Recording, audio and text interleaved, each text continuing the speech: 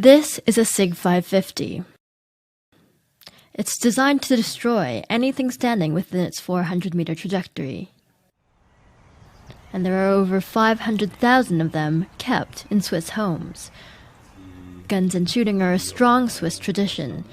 Basic military training is mandatory for young men, and afterwards they're required to keep their weapon at home. Mark Heim is the Ticino representative for the lobby group Protel. Basically, this was my father's military rifle, and of course he got to keep it when he was finished. I have my grandfather's rifle in the office, hanging on the wall.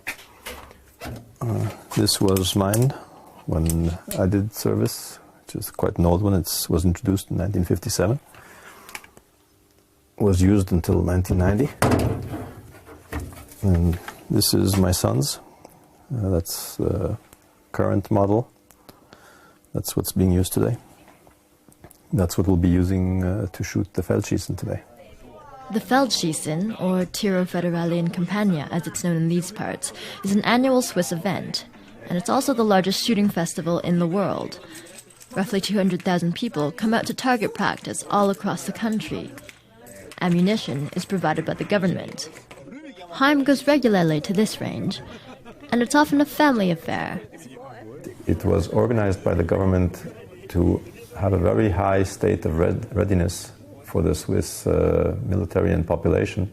The target has always been that within 24 to 48 hours, Switzerland could mobilize a pretty large army, I mean, even by European standards.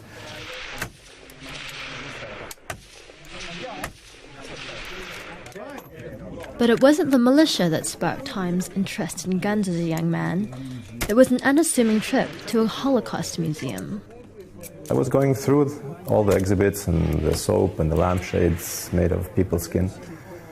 And while I was looking, I heard a funny noise, and there was an old woman maybe 2 meters from me, and she was trying not to cry.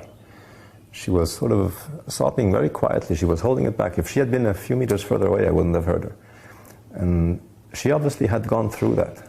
That's when the whole impact of it hit me.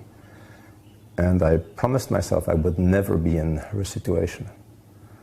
I would want to be free, never in a situation where somebody could, march us off to ovens or prisons or just take away our freedom. The key to freedom is the ability to be able to defend yourself. And if you don't have the tools to do that, then you are at the mercy of whoever wants to put you away. And the tools for that are